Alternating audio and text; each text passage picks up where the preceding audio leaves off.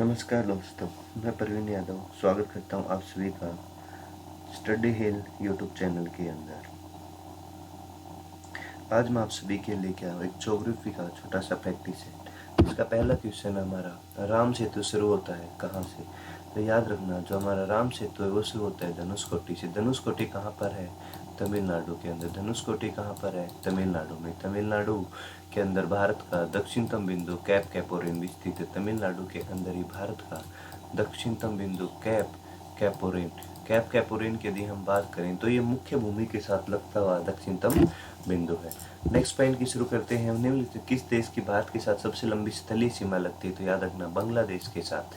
कुल स्तरीय सीमा कितनी लगती है? 15,200 किलोमीटर लंबी लगती है। कितनी लगती है? 15,200 किलोमीटर लंबी स्थलीय सीमा लगती है बांग्लादेश के साथ में। क्लियर है? नेक्स्ट कुल हमारी जो टोटल बाउंड्री है वो है 15,200। और सबसे लंबी किसके साथ लगती है? बांग्लादेश के साथ। बांग्लादेश के साथ में कितनी है? 4,096 किलोमीटर लंबी। बांग्लादेश के साथ में कितनी है? 4,096 किलोमीटर लंबी स्थलीय सीमा हमारी लगती है। नेक्स्ट क्वेश्चन पे चलते हैं। IST किस पर आधारित है? 82.5 डिग्री यामोत्तर प्रधान रेखा कहाँ से खींची गई है? इलाहाबाद के नैनी से। या फिर आपसे पूछ सकती है, इलाहाबाद में नैनी नहीं मिले तो क्या मिल सकता है? ऑप्शन में मिर्जापुर। क्या मिल सकता है ऑप्शन में? मिर्जापुर या नैनी से 82.5 डिग्री रेखा ये खींची गई है। आगे चलते हैं। ये कहाँ से गुजरती है? तो याद रखना, ये गुजरती है यूपी, छत्तीसगढ़, उड़ीसा और आंध्र प्रदेश राज्य में से गुजरती है। नेक्स्ट चलते हैं। दक्षिण भारत की सबसे ऊंची चोटी कौन सी है? यदि दक्षिण भारत की सबसे ऊंची चोटी पूछ लें या पश्चिमी घाट की सबसे ऊंची चोटी पूछ लें या पश्चिमी घाट की सबसे ऊंची चोटी, तो अनाईमुड़ी। अनाईमुड़ी सबसे ऊंची चोटी। कितनी हाइट अनाईमुड़ी की? तो याद रखना 2696 किलोमीटर इसकी 2696 मीटर इसकी हाइट है।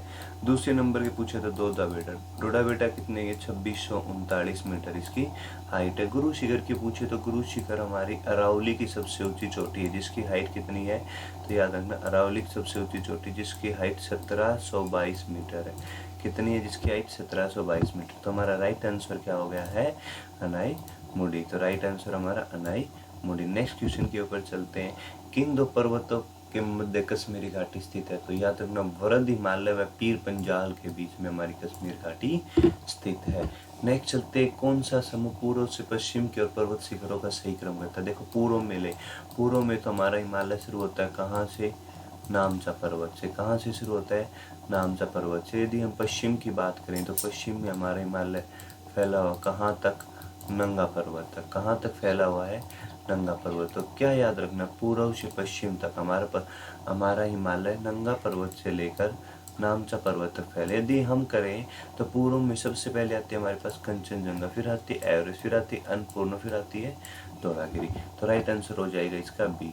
नेक्स्ट पॉइंट पे चलते हैं। अगले क्वेश्चन के ऊपर हमारा उत्तराखंड में दून किसे कहा जाता है? उत्तराखंड में दून और दोआर शिवालिक श्रेणी में जो सुराचनक घाटियां हैं उनको कहा जाता है। ऐसी दो घाटियों का निर्माण होता है उत्तराखंड के अंदर। एक दून घाटी है और एक दोआर। दून से बनता है देहरादून और दोआर से बनता है हरिद्वार। इनको सुराचनक घाटियां बोला जाता है। नेक्स्ट क्वेश्चन पे चलते हैं। महादेव किस पहाड़ी का? तो महादेव याद रखना सतपुड़ा पहाड़ी का अंग है। सतपुड़ा जिसके नॉर्थ के अंदर नर्मदा और साउथ के अंदर ताप्ती नदी बहती है। सतपुड़ा की जो सबसे ऊंची चोटी है उसका नाम धूपगढ़ है। सतपुड़ा की जो सबसे ऊंची चोटी है उसका नाम है धूपगढ़। सतपुड़ा का एक पार्ट राजपीपला, सतपुड़ा का एक पार्ट राजपीपला कहाँ पर है? तो याद रखना, राजपीपला गुजरात के अंदर है। राजपीपला कहाँ पर है? गुजरात में। सतपुड़ा रेंज आगे जाके ही अमरकंटक की पहाड़ी आती है। सतपुड़ा रेंज में आगे जाके कौन सी पहाड़ी आती है? अमरकंटक। अमरकंटक का याद रखना, अमरकंटक विंध्यन रेंज और सतपुड़ा रेंज को आपस में मिलाने की कोशिश करती हैं। नेक्स्ट करते हैं विंध्यन की बात करें तो ये MP से शुरू होकर बिहार के सासाराम तक फैली होती है। लेकिन हमारा राइट आंसर क्या हो जाएगा? सतपुड़ा। आगे चलते हैं। Next question. निम्नलिखित में से किस पर्वतीय स्थल के नाम का अर्थ वज्रपात स्थल है? वज्रपात स्थल हमारी दार्जिलिंग जहाँ पे चाय, दार्जिलिंग रेलवे स्टेशन बहुत फेमस कहाँ पे है? पश्चिम बंगाल में। बिल्कुल सिक्किम बॉर्डर के नीचे पड़ता है हमारा कौन सा स्टेट? वेस्ट बंगाल। और सिक्किम के साथ सिर्फ पश्चिम बंगाल राज्य ही अपनी सीमा जोड़ता है। तो दार्जिलिंग किसके अंदर आता है? पश्चिम बंगाल के अंदर आता है। नेक्स्ट क्वेश्चन देते हैं। आगे रहा कहाँ अवस्थित है, आगे इधर रहा है पार हिमालय। पार हिमालय का मतलब है ट्रांस हिमालय। ट्रांस हिमालय की बात करें तो जो हमारा वर्तमान हिमालय उससे पहले निर्माण हुआ था। ट्रांस हिमालय के अंदर 3 प्रमुख रेंज आती हैं, जैसे काराकोरम रेंज है। ट्रांस हिमालय के अंदर 3 प्रमुख रेंज है, कौन कौन सी है? एक रेंज का नाम काराकोरम है, एक का नाम लद्दाख हमारा, और एक रेंज का नाम हमारा जास्कर। तीसरी रेंज कौन सी है?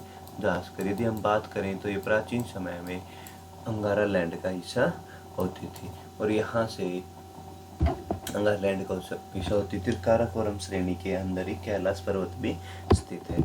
नेक्स्ट क्वेश्चन पे चलते हैं। भारत का सबसे अधिक विस्तृत भू आकृतिक प्रदेश कौन सा? विस्तृत भू आकृतिक प्रदेश दक्षिण का पठार है। कौन सा है?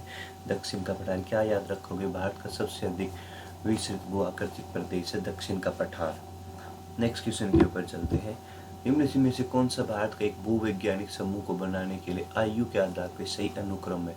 प्राचीनतम से प्रारंभ तक। यदि हम बात करें यहाँ पे प्राचीन से प्रारंभ तक, तो अरावली सबसे प्राचीन। अरावली के बाद धारवाड़ की चट्टानें आई, धारवाड़ के बाद कडप्पा की चट्टान आई, फिर विद्यमान। ये जो कडप्पा है इसको हम कुड़प्पा भी लिखा हुआ मिल सकता है आपको कई बार, इसको कुड़प्पा की चट्टानें भी बोला जाता है। तो राइट जो हमारा प्रोनाउंसिएशन आंसर होगा बी। क्लियर है? उसके बाद आगे हम चलते हैं अगला। हिमाचल की पीर पंजा पर्वतमाला किसका भाग है? जो हिमाचल है उसके अंदर जो पीर पंजाल है, तो पीर पंजा किसका? मध्य हिमालय। या मध्य हिमालय का ऑप्शन में देते हुए क्या है? केंद्रवर्ती हिमालय। क्या ऑप्शन में दिया है? केंद्रवर्ती हिमालय। तो राइट आंसर हमारा क्या हो जाएगा? केंद्रवर्ती हिमालय। निम्नलिखित में से कौन सा एक परवाल द्वीप समूह है? देखो यहाँ पे क्या पूछा गया? द्वीप समूह, परवालों का द्वीप समूह। देखो अंडमान निकोबार, पहले 2 ऑप्शन अंडमान और निकोबार। अंडमान और निकोबार के अंदर परवाल है, लेकिन परवालों का द्वीप समूह नहीं है। ये अराकानियोमा पर्वत के ऊपर मिनीकाई के अंदर द्वीप है। ये भी एक परवाल से बना हुआ है, लेकिन जो लक्षद्वीप है वो आ जाएगा हमारा परवालों का द्वीप समूह है। आगे चलते हैं अगले क्वेश्चन के ऊपर। सॉरी लास्ट क्वेश्चन था ये आज का। Okay, thank you guys. I hope आप लोगों को कुछ क्वेश्चन अच्छे लगे होंगे। तो ऐसी ही प्रैक्टिस हमारी रहेगी, जारी रहेगी, और शाम को थ्योरेटिकल वीडियो भी आज से शुरू में। ओके।